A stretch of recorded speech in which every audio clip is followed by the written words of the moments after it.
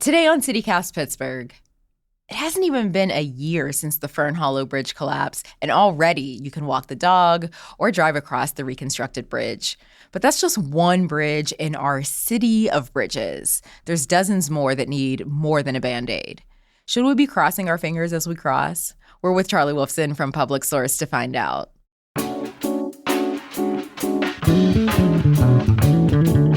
It's Tuesday, January 10th. I'm Morgan Moody, and this is CityCast Pittsburgh.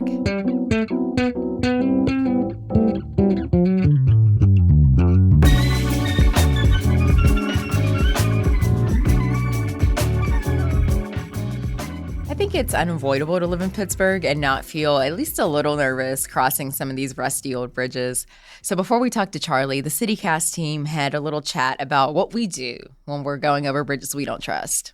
I mean, even the ones I do trust. Do y'all ever do the thing where you just sitting at a red light and you look at the rivers and maybe they're serene and maybe it's gray and you just stare at your window and you're like, how quickly could I escape this car if the bridge came down right now?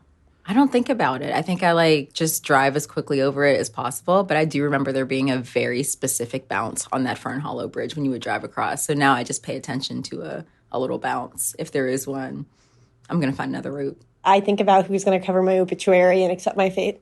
I see if I'm wearing something cute so that if there's footage of me being pulled from the water, I'll look okay.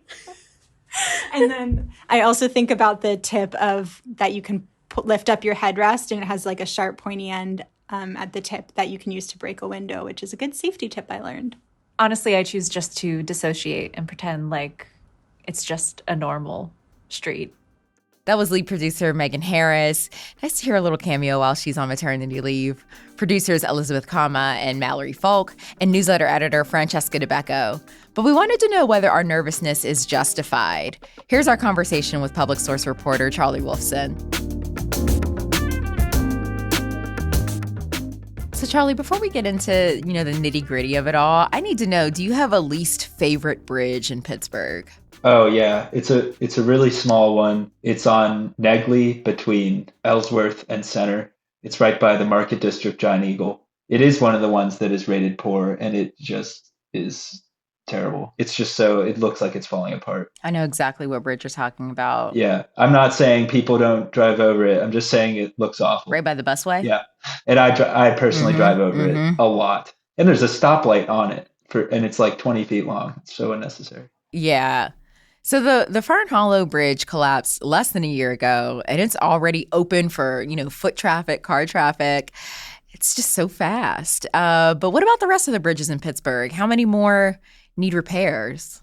Yeah, so I mean, that's the all-important question. That's what we've been following ever since the Fern Hollow Bridge fell down. There's a few ways to look at it. There's the rating system that the state uses, which has approximately 24 city-owned bridges that are rated poor. Which, to clarify, that doesn't mean it's about to fall down, but it means it does need maintenance or else it's going to get worse, and it's a pretty pressing issue. The Fern Hollow Bridge was rated poor at the moment it fell down. So there's 24 bridges that the city owns that have that designation, so it's safe to say they all need work. But then there's a lot of bridges that aren't rated poor, but the sentiment is that they need work to prevent them from becoming poor soon. And that's part of the report that the city commissioned recently that really lays out in detail just what lays ahead for the city as it tries to get things in order. Yeah, and what's wild about it is that the Fern Hollow Bridge was rated poor, but it wasn't closed off, to traffic or to people crossing it. So I guess it was still considered in decent enough condition to be usable. I think that's the scary thing about it all. But yeah, the report you mentioned, an international engineering firm did it for more than $1 million, and it just came out. So what is that report and what did it find? The point of the report was basically to look at all of the bridge inspection reports that the city has on hand. They have one for each of their 150 bridges. So they hire these professionals to look at all of them and figure out what needs to be done in what priority order, how long is it going to take, and how do we manage all of that. The report found, according to a summary that was released, that there are 27 bridges in the city with conditions that needed to be addressed within a week. The city has since said that they've taken care of most of those. And there's also in the next category, which is bridges that should be corrected in the next 6 months, they found 69 in that category. So the report sets up a pretty big workload for the city. What does it mean to have a critical or high priority issue? Well, some of the critical ones are what they called sign related issues. So certain signs that the bridge is required to have for safety that are important, but the bridge is not going to fall down because the sign is missing. Other ones are structural. Some that you could see, maybe concrete crumbling somewhere on the bridge, some that you may not be able to see. What are some of the bridges that might be critical or have like a high priority issue? Like, and what are those issues with the bridges? Do you know? Yeah, so I'm not sure what the, exact structural issues are for each bridge, but there's some major ones on this list that are rated poor. The Charles Anderson Bridge in Oakland, the Swindell Bridge that goes over a major highway. It just varies really from bridge to bridge what the problem is. But back when I was reporting right after the collapse last year, the way scientists put it to me is this: the minute a bridge opens, it begins decaying and declining. And bridges Mm. will naturally just get worse over time. That's just a fact. They're And like people. yeah, exactly.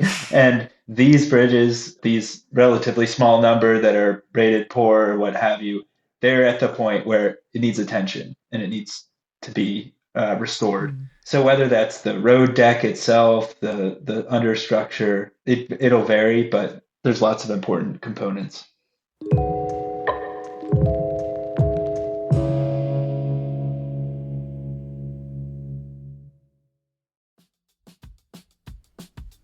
It's the start of a new year, and one goal you might be considering is buying your first home. 2022 was a very difficult year to buy a home, but 2023, I'm telling you, it's the year of the first-time home buyer.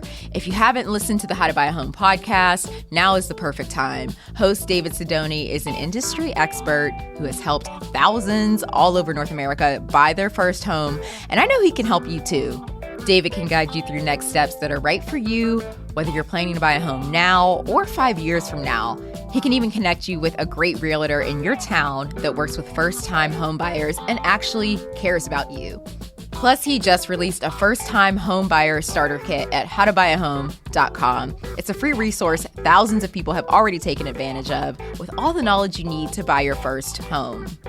Start planning today at howtobuyahome.com and make this the last year that you rent. Find How to Buy a Home on YouTube and wherever you listen to podcasts.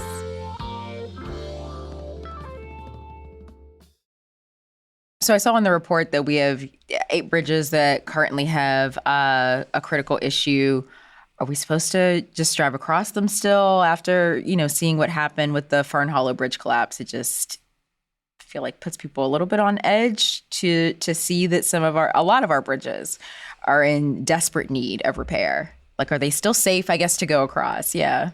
Yeah, so that's a really good question. The terminology can really vary depending on who is talking. So what one person calls a critical issue may not be something that makes it unsafe. So the people who inspect these bridges will close the bridge if they think it's a danger. And they have done that to numerous bridges in our area. Some of them are closed right now for that reason. So the practice is they will close a bridge as soon as they discover that it could be a danger.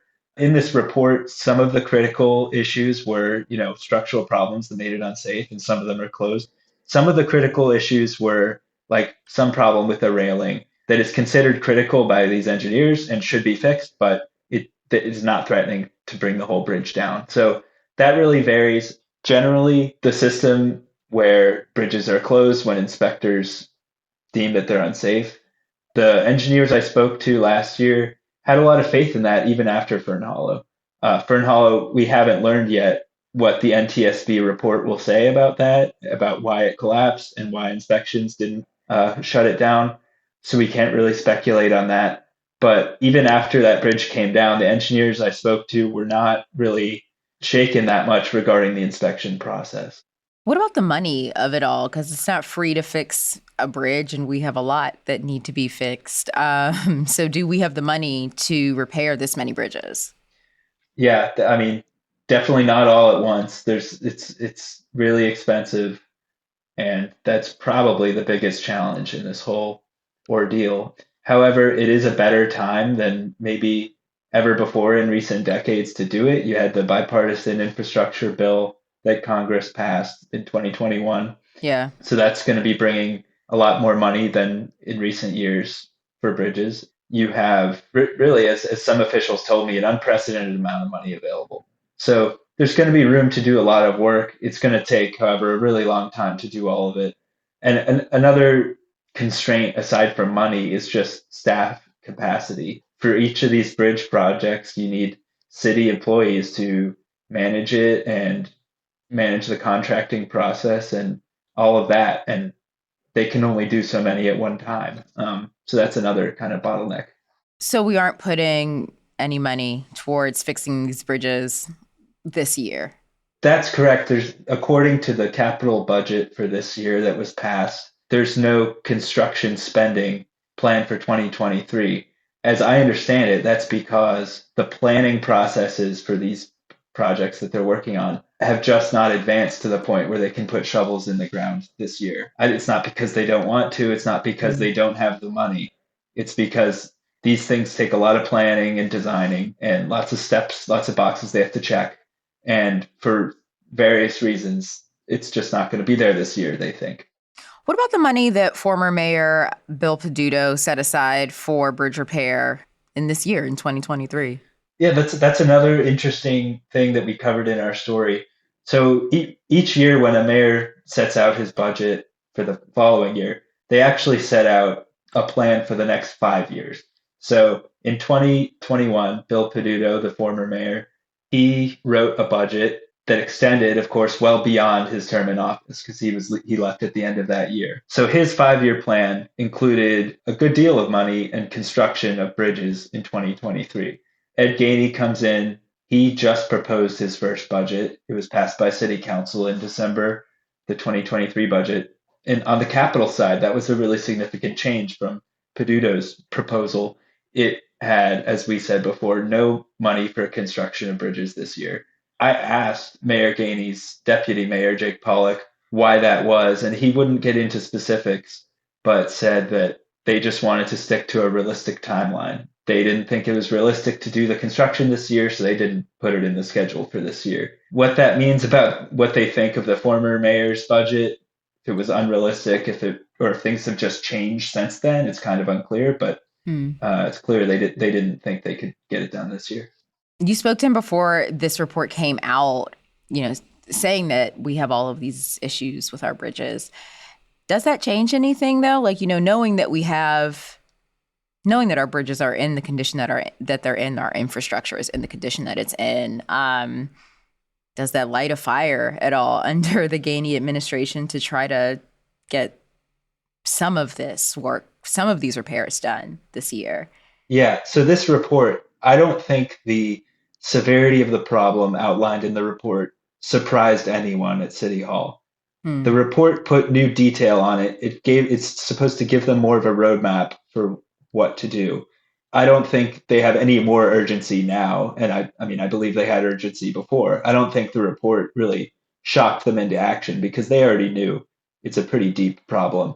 But their hope is that this report, and why they spent more than $1 million on it, their hope is that it will allow them to more effectively tackle this problem. It, of course, remains to be seen if that will come true.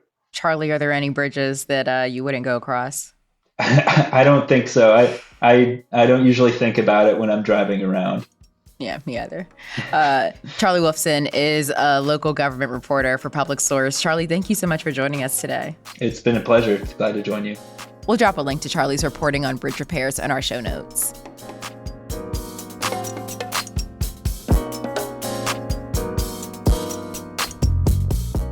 A little more news before you go. State Representative Jessica Benham, a Democrat from the South Side, has been named co-chair of the state's LGBTQ plus Equality Caucus. Her co-chair is Malcolm Kenyatta from Philly, which means this is the first time both caucus chairs are openly queer. Representative Dan Frankel from Squirrel Hill formed the caucus back in 2011. Benham, who's autistic, is also a disability rights advocate. And you might remember our episode about the Freedom House ambulance service. It was the first team of paramedics ever. They were all Black men from the Hill District. Well, there's a new WQED documentary about Freedom House, in case you want to learn even more. It premieres tonight at a free screening at the Jerron X. Grayson Community Center in the Hill, and it's airing on WQED at 8 p.m. tomorrow night. That's all for today here on CityCast Pittsburgh. If you enjoyed the show, cross a bridge and tell a friend that you enjoyed it. Rate the show, leave a review, and of course, subscribe to our Hey Pittsburgh newsletter. We'll be back tomorrow morning with more news from around the city, so we'll see you then.